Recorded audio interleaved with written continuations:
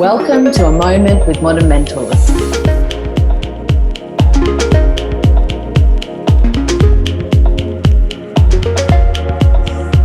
Okay, great. All right. Well, hi, Kate. Welcome. Thank you so much for joining me for A Moment with Modern Mentors, a call for change. I found out about you through one of the digital collective co-team members, Caitlin, who signed up for your course probably a year or two ago and has literally not stopped raving about you since. And then I actually also found out about you through Bondi Chamber of Commerce, and you did a little podcast for us, webinar for us there too. And I'm on the Chamber of Commerce. I'm secretary for the Chamber of Commerce. So I was on that and, totally impressed by you.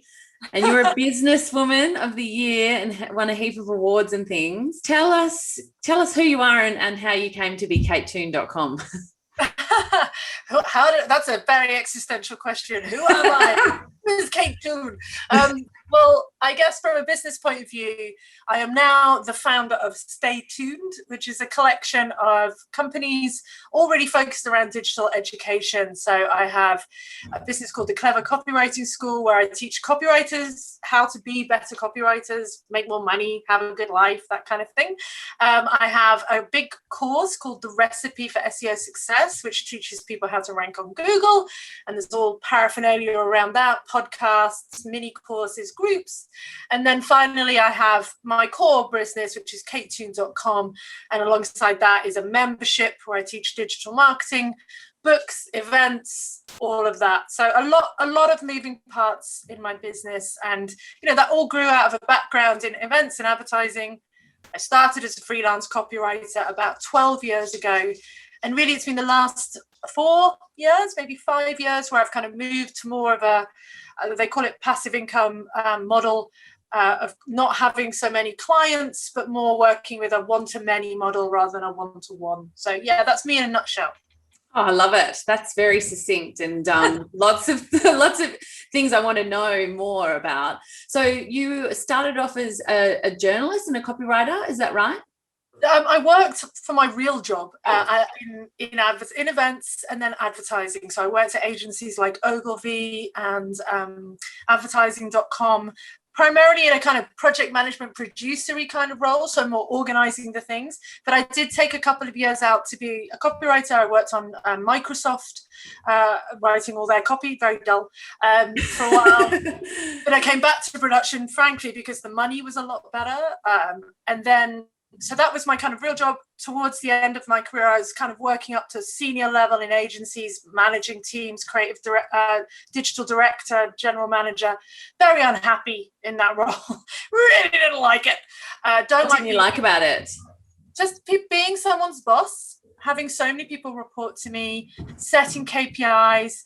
Someone was always crying. And if it wasn't me, it was one of my team. Agencies are high pressure. Yeah. And just, the idea that these people work for me, they have to do these things. And if they don't do them, I'm responsible.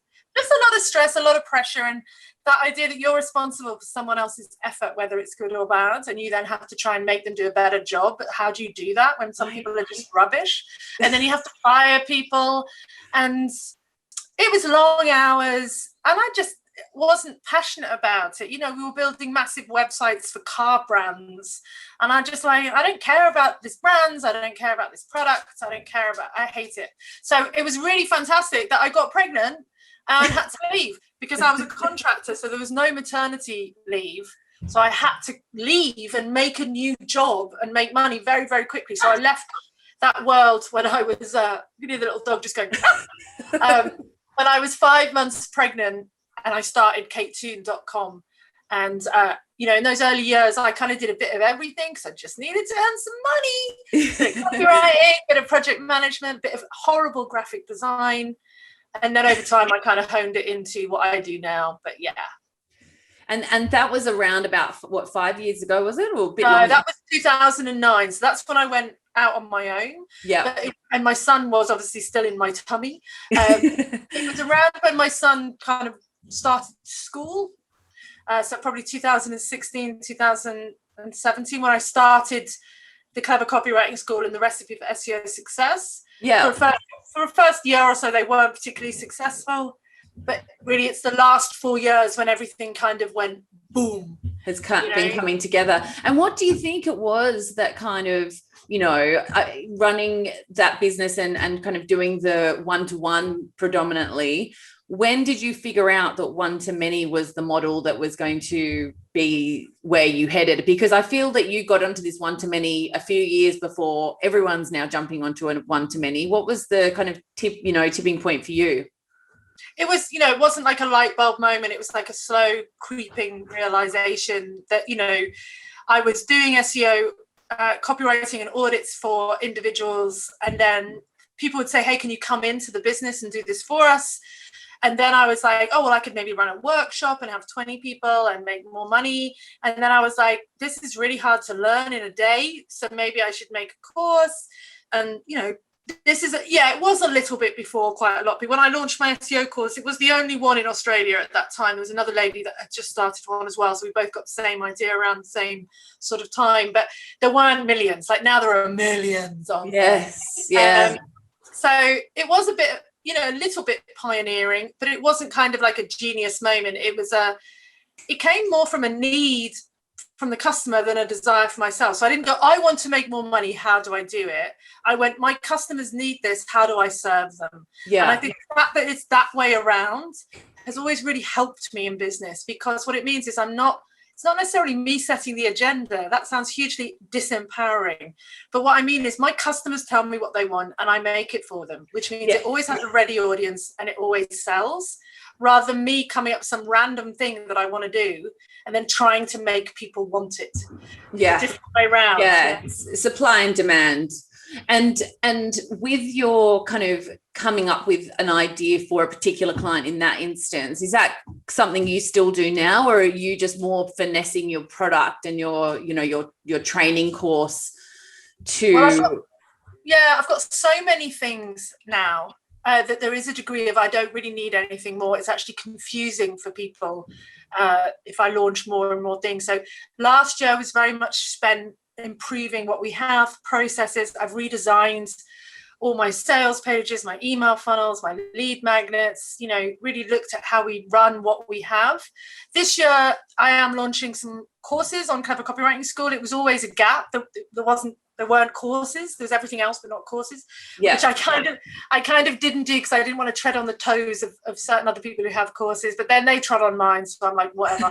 So I'll be launching a few of those, but then after that, really, there is nothing more. Like I literally can't, I could do anything. You could do anything. I could make this thing, paint it blue, pop it in my shop for $27 and someone would buy it. Yeah. So just because I could doesn't mean I should. So these days I'm very much about consolidation and improvement of processes and reducing my time in the business. That's Yeah. So, we'll get to the Campervan soon, but I need to ask you a few more questions first. But no, I'm really interested in this because I think, a lot of people have great ideas and they kind of run with a lot of different ideas at once and expand quite quickly and then almost confuse themselves, or at least definitely their audience, about what their proposition and their offer is. And it's really great to hear you kind of say, you also, I guess, went on a bit of that journey and have had to pare it back and kind of really focus on your offering and what that's about. And it's taken a full year in the last 12 months to do that, has it? Yeah. And I mean, even when I talk about launching Recipe and TCCS, it was a very slow process. I mean, we're talking 4 years. Yeah. So I didn't do it properly. I didn't have a group, then a tripwire, then a funnel, then the big course. I launched the big course. I sold it to 20 people and then I made it. Yeah. I hadn't made it yet. And then I was like, I've only got those 20 people, are probably the only 20 people who will ever buy it. How do I get more people? I'll do this. Very slow, very iterative. I put the big course on sale. I call it the big course. I don't know why. It's very English, big light. When I put it on sale, it was like $497, and now it's over $2,000. Right. So the pricing has been iterative. The content has been iterative. I went really too far, put too much in, and then I've been taking it out again. I used to give like 20 coaching calls. It was too much. Now, it's all iterative, and that being open to changing what you have, I think, is so important, and not being too attached to what you've created and thinking this is brilliant, I shall never change it, because everything can be improved, you know. Yeah.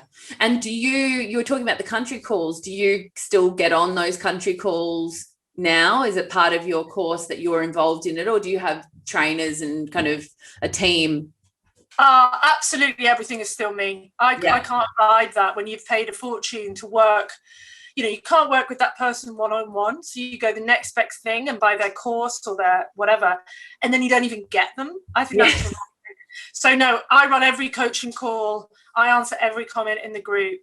It's me, you know. It's not a huge, it's a mentally draining, but it's not a huge amount of time. Now, of course, I've got people in the background maybe helping, you know, upload content, or when somebody can't log in, you know, those kind of low emotion touch points I'll happily give to somebody else. But if someone's got an SEO question on my SEO course, I'm going to be the one to put it, answer it. Do you know what I mean? And I know that a lot of people, after they've been doing this for a while, will bring in like a team of sub-experts. But I feel that that defeats the purpose. And you know, I'm not just about scaling for the sake of scaling. I can only take 80 people on that course, because that's as many as I know that I can service and give them all some love. And I could make it 200, you know, and I could probably sell that and have people helping, but it's not, it wouldn't be what I wanted to sell then. You know, it wouldn't be the product that I'm proud of. And that's really important to me, you know, so yeah. And so is that 80 people on a 3-month course? So you have, it's 12 weeks. Yeah, 12 weeks. And you've got 4 different courses running, have you? No, so that's the big recipe course that runs 3 times a year. Yeah. And then all my other courses are evergreen and not supported. Got it, right. Buy them, whatever. Yeah. So you it's pre-recorded kind of thing, and you kind of sign up and get the courses. Got it. And 3 times a year, that feels almost kind of like a manageable amount of time, doesn't it? Because I guess it allows you to have real structure around your year, but also know that when you're not required, you can actually, I guess, check out. And and do you need a big kind of platform and system to run this course? Like, how does that all work? The tech is pretty simple, basically. I've investigated possibly every option out there, learning management systems, you know, looked at all the platforms like Teachable, and essentially all I have to run the course is a WordPress website with a membership and subscription plugin, which is WooCommerce. And then I have a Facebook group for the community. All the videos are pre-recorded, uploaded to Vimeo, embedded in the site. All the course materials are just within the course, released week by week. Very simple. And then coaching calls are done via Zoom, uploaded to Vimeo, popped in as well. So the course is like half of my business and half of my revenue. So that used to really terrify me, because you do all this work, and because I don't use any kind of Facebook paid ads, it's all content marketing. So 3 times a year, there would be a day where I could potentially make nothing, or $160,000. And I have no idea. Kind of, you get a vague idea, but you don't really know what that's going to be. And because you don't do any advertising? Is that because you don't do any? Yeah. And you won't? I've tried a little bit here and there. It doesn't really suit my model, because it's like I feel like my business is very handmade, personal brand stuff. So having like flashy ads saying sign up to blah blah blah kind of goes against my brand values. People come to my course because I wear them down. Like you said, you know, you saw me here, you saw me there, you saw me then, and you've never seen an ad from me, but you feel like you know what I know what I'm talking about, and I'm trustable and I'm likable. And I find content marketing much more powerful for that than ads. Yeah. But my point there was going to be that you said it was great. 3 times a year seems manageable, because then you can switch off when you're not doing it. Unfortunately, I have 2 memberships as well, which are year-round, monthly rolling memberships with content and education. So I can never switch off. And that's a bit of a mistake in my business, that, you know, the memberships require you to be there all the time. Right. So on top of that, those 3 12-weekers, you've got this one-to-one expectation, or one-to-many expectation from your membership. And do you have to show up for Zooms and things in your membership too? Yeah. Right. we've got about 800 members across the 2 memberships, and it's not a lot. Like, it doesn't sound a lot. We do 4 live pieces of content in one of the memberships and 6 live pieces of content in the other. But you run those across a month when you are a mum, and you can only work between 9 and 3, and you're also trying to record podcasts, be a guest on podcasts, do work, manage a team. There isn't a huge amount of room for movement, but I love it. I whinge about it, but I love it. Well, I follow you on Instagram, and I've got to say, I do very much understand now that you're saying content marketing, exactly what you mean about that, because really, and especially with coaching services, you just need to have an affinity with the person that you're, learning from, and you need to like them. You need to want to spend 12 weeks with them. It's so true.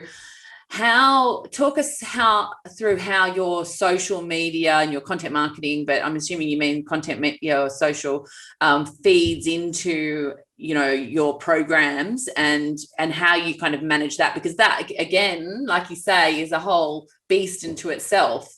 It is. So with 3 different businesses, that means I have 3 Instagrams, 3 Twitters, 3 Facebooks. I only have 1 LinkedIn. So that's a lot of social content to put out there. 3 websites.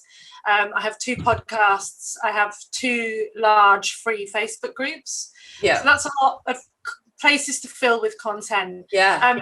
So nowadays I have pre-written content that goes out on regular days. I do it kind of in 10-week lumps, and I keep it pretty simple. Monday is promo day, Tuesday is tip day, Wednesday is testimonial day. So it means you're always present, and I don't necessarily kind of worry about that particular post going off. It's a constant, just a slow keeping top of mind, keeping the content present. So that's my approach. I use Agora Pulse to schedule my social. Agora Pulse, okay, I haven't heard of that. Yeah, it's a sexy one and an expensive one, but it allows all those I mean, ultimately, I think you can do LinkedIn in there as well. Yeah, and all my Facebook groups. I've got 2 free groups, 2 membership groups, and then a course group at any given time. Wow. So that's really what you need. You absolutely need that. That's your lifeline. It's about 27 different outlets for content. The real key to my content marketing is I very quickly decided that the only way this was going to work was if I was like really me. I know everyone talks about being authentic and transparent from a brand point of view, but it's also from an efficacy point of view. If I can write anything and put it live and it's me, it's on brand. It doesn't matter. It's on brand because I am my brand. Yeah. So if I make a typo, that's on brand. If I swear, that's on brand. If I don't swear, that's on brand. If I share a picture of my dog, it's on brand. If I share a really wise tip, and it means therefore I can post anything at any time. I haven't put out there an image of myself being a particularly good-looking, well-dressed entrepreneur. So that means I can go live and do IGTVs at any time. I can post in the morning, in the afternoon, because I've marketed myself as a slightly scruffy, erratic, inconsistent human. That means I can be scruffy, erratic, and inconsistent, and it's all on brand. What a relief! It's fabulous. Oh, it's amazing. And it's not going to be everyone's cup of tea. But if I was super polished, professional, on brand, and glamorous, that wouldn't be everyone's cup of tea either. But it'd be a lot more effort. So, I do share good advice. I do share tips, but generally I share a lot about my business life and my journey and my personal life within boundaries. Yeah. And then a lot of the time, it's not even that I'm sharing content. I'm responding to other people's content. Yeah. So someone asks a question, I will spend a deal of time answering that really, really well. Yeah. Being confident that I'm not only helping that person, but also the 100 other people who read the post and my response. Absolutely. So a lot of my content marketing is about generosity of time and just helping people and leaving no comment unanswered. That's my. And how far ahead do you need to kind of plan out your posts, or do you work them a little bit more spontaneously? I don't plan them out in any way, shape or form, because I've tried. I would love to be this sort of so I have those regular posts that are kind of like, here's a course I run, and they're the same all the time. But if it's like one of those eloquent long posts that's like one day I was thinking about cheese. And I thought, well, those kind of posts. Yeah. I just write them when I can think of them. And some days I can't think of anything. And just post them when they're ready, when they cook. I'd love to be the sort of person who has 30 days of content planned, but again, that's not who I am. And I'd be really hemmed in by that because, it's Tuesday, I'm not allowed to post anything because I've got this going out at 9:00, but I've got a great picture of my dog. I really need to share. Exactly. And so I guess, the brand Kate Toon is very much, obviously, as your name, it is you. How did you come to be this person that you are today? Has it been an evolution, or are you always destined for this, or is there something in your background that kind of propelled you this way? Like, what brought you to this point?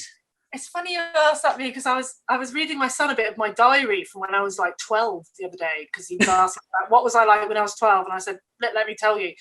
And I was the same idiot I am today. I was worrying about the same things I was worrying about then. And the funny thing was, I'd started with my mates a membership where we got badges and we wrote a newsletter and stuff when I was about 12.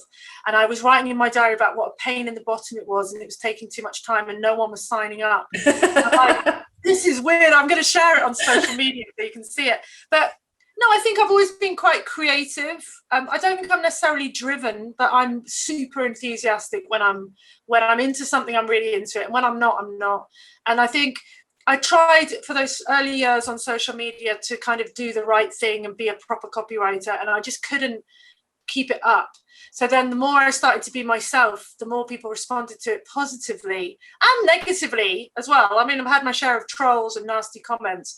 I just think it's part of getting older as well. You give less Fs, and you just kind of like, it's very hard. People say it all the time, some people aren't going to like you, and that's okay. Very easy meme to write on an Instagram post. Very hard meme to live.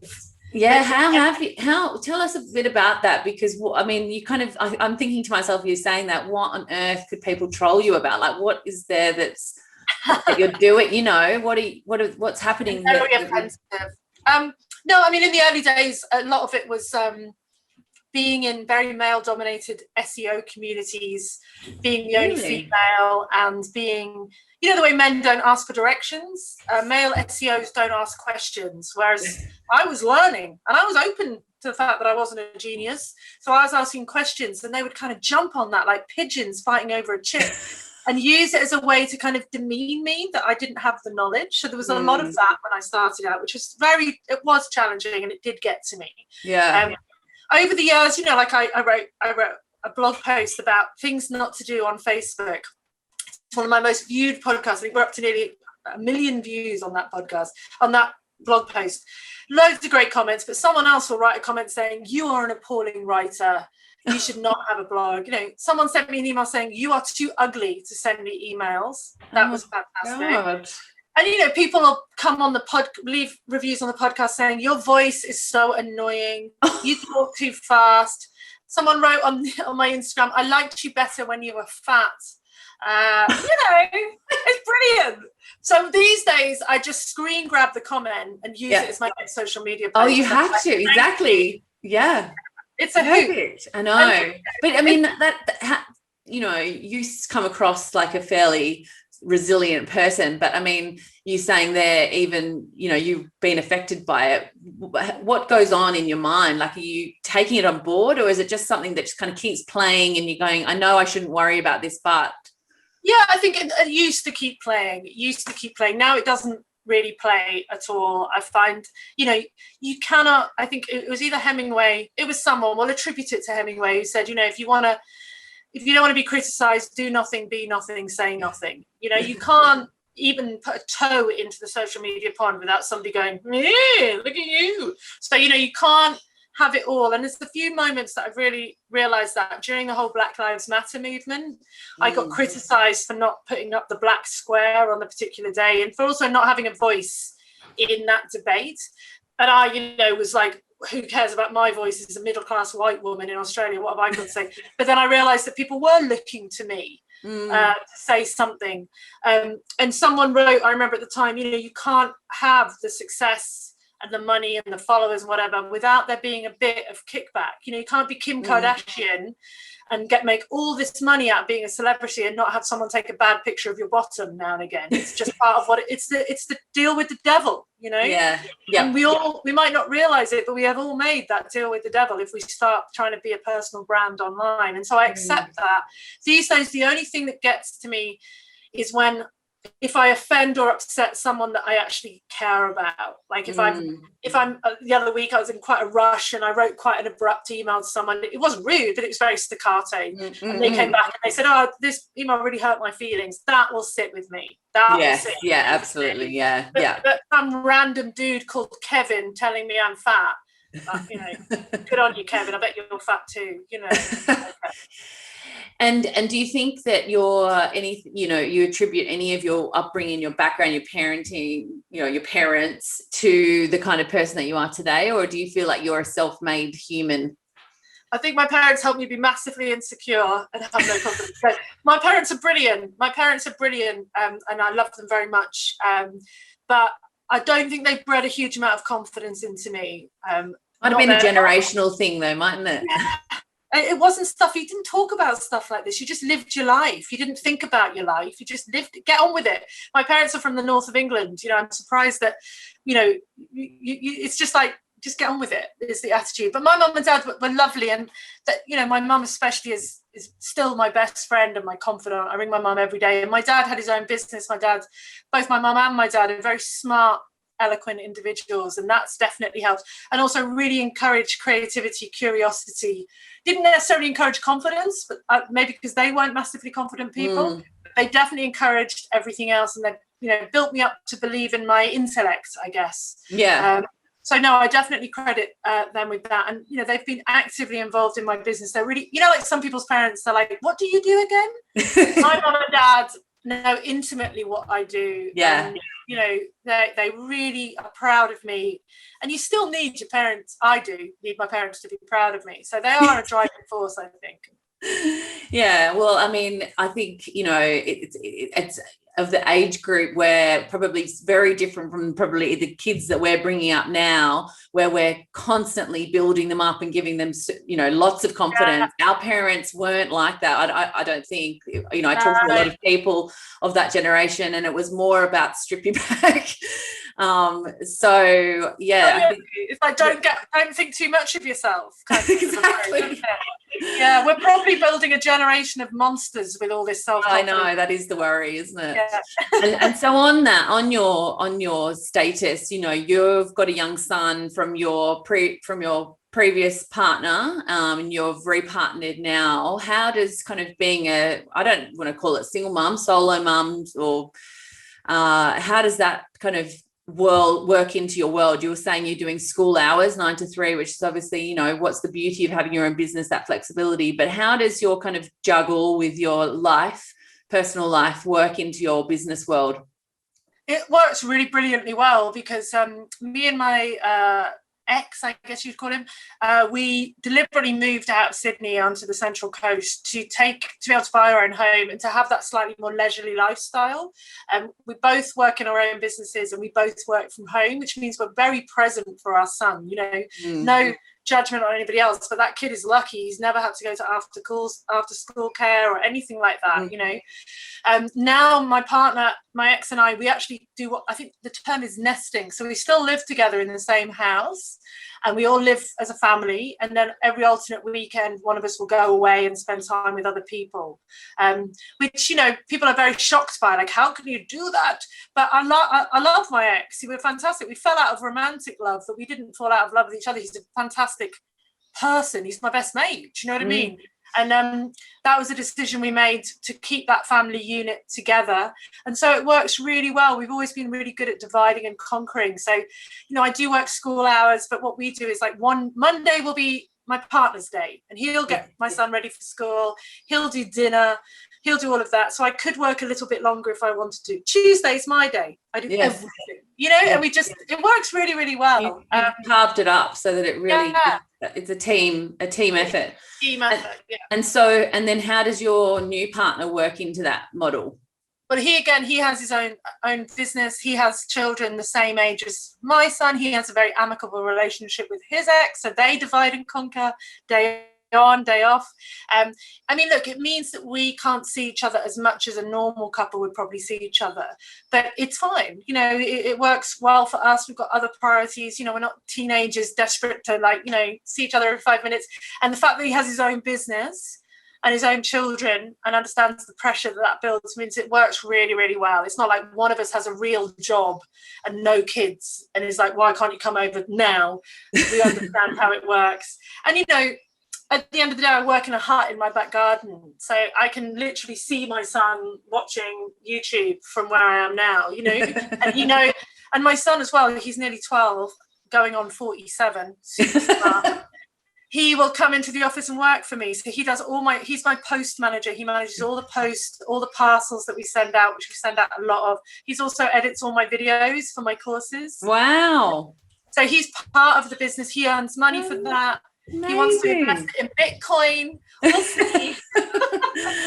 Amazing. I know. And you're probably completely inspiring him in so many things, working women, you know, business, digital business. It's all going to kind of be filtering into his brain and probably mapping out what he wants to do in his life. What is his future looking like? Does he have any kind of dreams? He want to take over the family business? I don't know if he does. I think he really wants to get into tech, or science. He's very into tech. But I think what he has seen is there are lots of different ways to be successful. You know, that when we were brought up again, we sound like we were born in the 1850s, but you know, it was be a teacher, be a doctor, you know, that be a lawyer. Those are proper jobs. Whereas now I think you'd be a fool if you trained to be a lawyer. You know, a horrible job. Sorry, lawyers. So much training and effort from a very young age when you don't really know who you are. You know, I had friends at university who were training to be doctors. You know, they'd made that decision at 18 because their parents wanted them to. That's 7 years of study. And at the end of that, what if you change your mind? You know, which invariably they have. Yeah, totally. So I think he's seen there's lots of different routes to success, and what I do with him is I say, you're going to get $20 when you finish the task. I don't care how long it takes you. You're getting $20 when you finish the task. So he understands that if he works hard and works fast, he makes more money. Yeah, that's a really good lesson, not to be a wage slave and just exchange your time for money. Like he'll come in and he'll go, you know, you told me to do the labels, then put the thing on, but I thought it was a lot quicker if I did all the labels, then did all the packing, then like he finds ways to be more efficient. Oh, brilliant! So, yeah, I love that. That's just so cool. Yeah. And so, you know, he's in your team. Who else is in your team? You put a post up on Facebook or Instagram the other day about your expanding team. Is this a team of remote workers that you have? Yeah. On so board? The most important person is sitting behind me on the floor, my CFO, my chief area officer. He's my mentor. But yeah, so up until about 5 years ago, there was no one in my team. And then I started with a great VA, Chantal, for a couple of hours a week, just because I wasn't really sure how a VA would work. I think most people are nervous about that.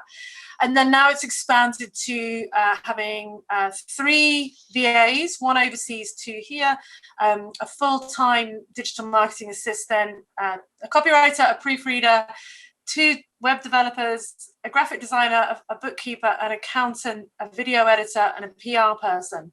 Wow. All of them, yeah, you know, all up, they do little hours between them, you know, hours here, hours there. You know, my probably wage bill each month is around 30 to 40 grand a month. Wow. That I'm spending on people. But there's a lot of different people, and then none of them are employed. They're all subcontractors. They all have their own business. Yeah, and that works for you as a model? Yes, because remember I talked to you about the crying humans at the beginning? People crying all the time. Oh, when I had a real job. Oh, yes, the crying humans. Yes. No, I remember that. Yeah. Yeah, it was so long ago. It was 45 minutes ago. I know. Who even were we then? Yes, I know, because I really relate to the crying humans, because I sound like I've had a similar background to you, working in corporate and working and managing and getting into general management positions, exactly the same. And same thing, having to deal with people who weren't happy in their jobs or not, you know, working out. I really do empathize with that. So I also have a team of people who are remote and consultants. So I'm interested in how you manage that, and how you build that community and team spirit, without the crying humans. Well, I think the thing is, I pay everybody what they ask. There's no kind of wrangling around money. I pay everybody on retainer at the start of the month, and so then they use up their hours. So, for cash flow point of view, they're treated well. Yes. That's money is important. Let's be honest. Of course. Yeah. For many of them, I am one of their biggest clients. So there is a desire, and I'm consistent with the work, so they know that the work is coming and they can plan their lives around it. We use Slack and Asana to manage work. And, I think one of the things I am relatively good at is building community. And I kind of neglected it a little bit with the team, because I still, even up to like 6 months ago, was like, am I going to do this? And they're like, yes, I am. Like, for at least the next year, these are the people in my business. This is how much I'm paying them. We're doing this. So even silly things, like we all have our different Slack channels, but I have a general channel where every couple of days I'll give them an update on how the business is going. And I'll invest them in. They're like, so we just launched my membership. How many people does everyone think we're going to get? And everyone votes, and then the person that gets closest wins a prize. And we have a kind of feel-good channel where we just share stupid memes and pictures of what we did at the weekend. And I really try and foster them to have peer-to-peer relationships, so that I'm not the stopgap I'm not the blockage in the tube, so they can be autonomous and manage, and then I'm just coming in and steering it a little bit this way and that way. So I think it works. I think they all feel part of the team. If you interviewed any of them, they might be like, God, Kate's an absolute cow. But, they've all been with me for quite a long time now. And, I've got a lot better at being a good leader, which I didn't really understand before. And kind of, even if it is a stressful moment and it is really important and time sensitive, kind of not passing that on to the team and going, you take the time you need, we'll be good. No one's going to die. Even though inside I'm dying, not necessarily expressing that every minute to the team. So and that requires you to be a bit more of a confident, solid individual, which I feel 12 years into my business, gosh, if you'd done this interview with me when I started, I was I probably still am a gibbering idiot, but not at all. I'm much more centered. Things don't rock. I'm not so like this. I'm doing it's an emotional roller coaster. I can hear that. And I think probably the growth that you've done in running your own business, and probably you kind of care less about things. You can let them go a little bit more, is what I'm hearing. So much more. Yeah. I used to spiral a lot, spiral up into excitement, spiral down into depression, spiral left looking at my competitor who was doing better than me, spiral into self-doubt, just go down rabbit holes where you're just wasting so much energy and emotion, so much better spent on making a thing or having a phone call or doing a podcast. So I just have learned over time, and it's taken a long time, to stop being an idiot and stop worrying about things that really won't matter, stop scenarioizing and thinking the worst. And I guess I'd love to understand that part of, what's the worst that can happen, and how you kind of shift your thinking around that, because I get that, you can look all around and be kind of caught up and really lose focus on what you're actually trying to do for days, weeks, months, and if you're not careful, it can just overtake you. How do you pull yourself back in, or how have you taught yourself that that's just not important? Is it through a very kind of busy schedule, or is it just something mentally that's shifted in you? Well, actually, something you mentioned right at the beginning about why do we choose to buy someone's thing? Generally, it's because we like them. We're going to have to spend 12 weeks with them or whatever.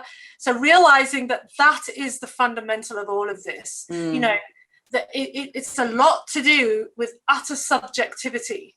I can have the most beautiful sales page of perfectly priced products, market it, doing everything you should do, and it still might not sell because that person just doesn't click with me. Or I could sell something amazingly well and it could be appallingly marketed just because that person likes me. And I think you just get to the point where you realize you are enough.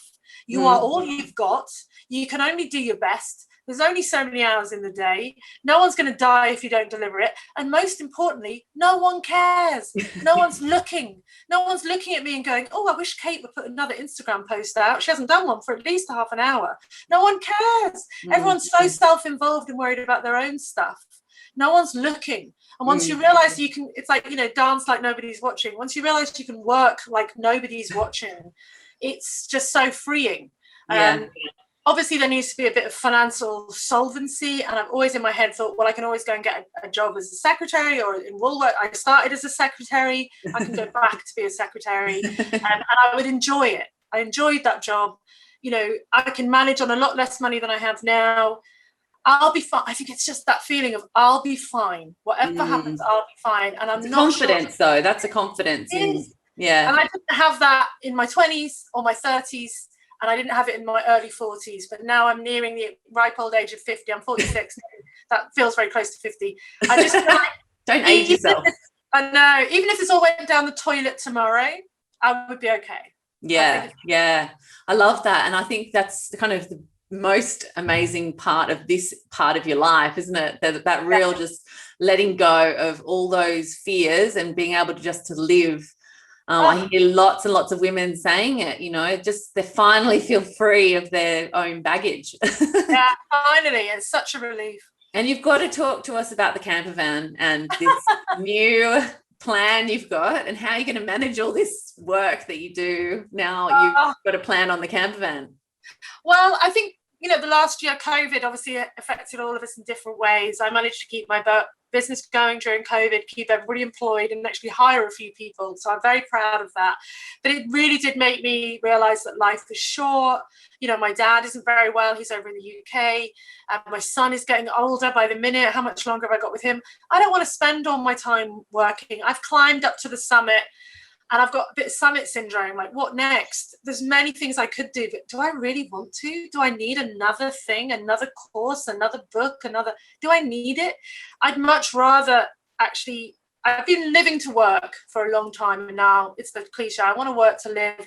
So the Campervan is a project because unfortunately I do have a kind of hyper functioning nervous anxiety. And if I'm left, some people relax by doing nothing. I relax by doing stuff that isn't the thing that I normally do. Yeah. So, I'm somebody that relaxes by cleaning or reorganizing my sock drawer.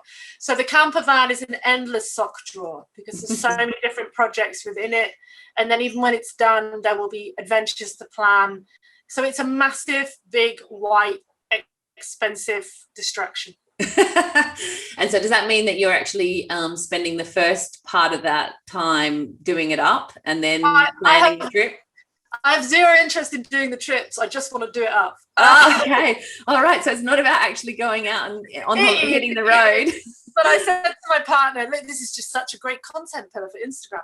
No, I love the idea. I love planning projects and mapping it out and doing drawings and choosing all the little elements. And also I'm going to challenge myself to refit it, not the electronics and the gas. That's going to be a professional person. But I want to build all the cabinetry myself. And I want to teach myself how to do that because I'm like, if I can run $1 million company, I can work out how to make a shelf. Surely. If I watch videos, I'm in this amazing group, Bunnings Mums group on Facebook. Oh, is there? It's amazing. Oh, I'm going to find it. The things in the women, I'll send you the link. Yeah. The things the women in that group make and the things that they do, you could not believe it. And I'm like, if they can do it, I can do it. I want a new challenge. So I don't want a new business challenge. I want my business to just be easy and stress-free, but I do need a new life challenge. Hence love it. And so is this what you mean by misfit entrepreneur? Yeah, I think misfit entrepreneur is just, if you look at me, if you talk to me, I don't feel like I fit the mold of a proper business person. I don't wear pencil skirts. I don't have a business plan. I don't have really any employees or investors or bank loans or any of the trappings that you would usually expect from somebody that's at a senior level in a business. But you can be very, very successful in your business on your own terms and be very financially successful and still be a bit of a scruffy person in the pajamas in a shed in the back garden, And that's what I want. That's why I wrote the book, and that's why I push that mantra out, because I think there's a lot of pressure on social to act a certain way when you're running a business, and it's all nonsense. And I just wish more people were just able to just be themselves and have the business they want, and stop trying to find the secret and the perfect path, because it doesn't exist. It's pretty much kind of what's going on in the world around us, isn't it? It used to be kind of like all white people, one dimension, everyone looked the same, acted the same, were the same. And now thank God, you actually see some color and variety of people, rather than everyone being this homogenous.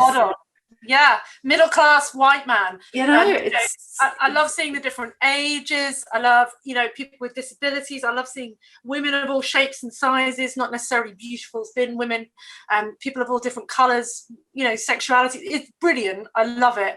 And I think that makes life so much more interesting. The funny thing is, I've got a friend who is a middle-aged white man, and we're talking about speaking at conferences, and he says, I'm doomed now. I am exactly the person. They don't want me on the mantle anymore, the male panel.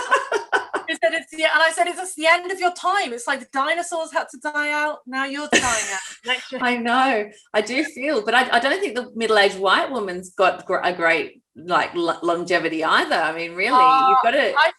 I think as long as we all just think of ourselves as humans of different forms, then we're fine, But I think it's interesting, and I love that, and I think it's just great. Anybody who breaks down any kind of stereotype is a winner in my book, I think. Absolutely. I know. Well, I mean, this kind of leads us nicely to kind of the end of our questions. But one of the questions that I wanted to ask, and we do ask all of our guests, was, what is a book that has really moved you over the years? And the other one, well, you tell me that one first, and I'll ask you the next one.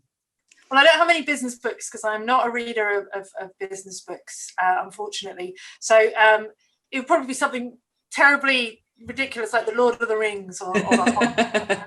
So yeah, from a business book perspective, the only book that's a bit of a self-help book would be this one. Don't sweat the small stuff. Which one? What is it? Don't sweat. Oh, perfect. Okay.